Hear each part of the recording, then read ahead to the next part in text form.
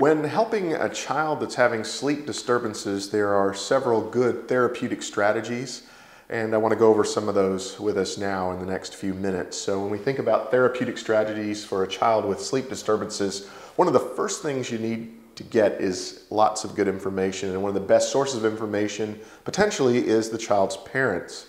So you get a parent to keep a record then over a specific period of time of their pre-sleep activities, their sleep and wake times, times when their sleep is interrupted, and then the parent even needs to record their response to the sleep interruption. How did you get the child to go back to bed, or what did you say?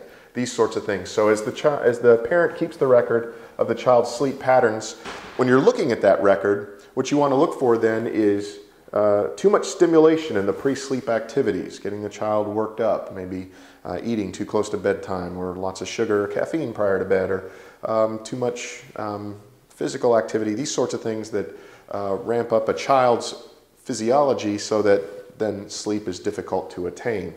So pre-sleep activities having too much stimulation.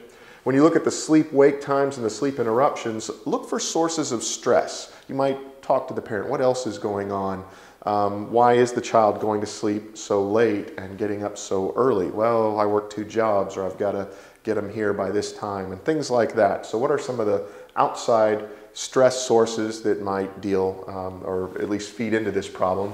And then finally, you want to look at the parental responses. Sometimes parents respond counterproductively to a child who's having sleep disturbances. Instead of trying to assist the child, they add more stress to the child by the way they respond. So getting the parent to keep a record, looking for these 4 things, and then examining those 4 things for these issues that might help you understand better why the child is having sleep disturbances.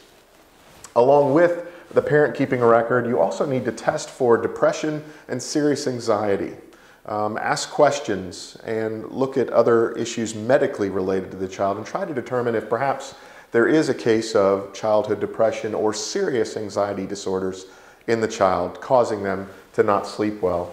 Next, you need to get a doctor to do a full workup, look at their records, and see if there are medical problems or medication issues, side effects to certain medications, or the fact that the child is supposed to be on a medication but the parent isn't following through and making the child take the medication. So they're not properly administering the medication that's been prescribed, or there are possible side effects or drug interactions that may be leading to a sleep disturbance in the child. So a full medical background is necessary to look for specific biological, medical issues leading to sleep disturbance or medication issues.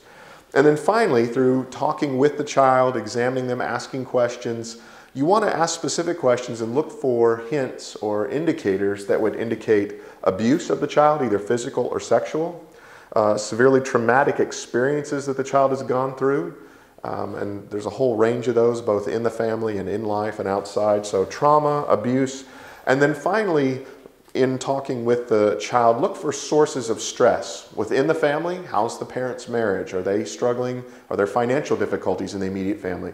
Perhaps the extended family is having issues, and because there's close contact between the immediate family and the extended family, there's a source of stress there. And then specifically talking to the child about their dreams. What is it that they dream about? Why do they dream about those things? And probing those areas to try to determine sources for the stress which would lead to a child having sleep disturbances. All of these are critical and important strategies for helping a child deal with their sleep disturbances and coming up with the right diagnosis and therefore the right solution. If you'd like to study more about this, learn more, then you'll find a link underneath this video. Click on that link. It'll take you to a website where you can get more information. And on that website, you'll also find a link to an ebook that's ready for immediate download.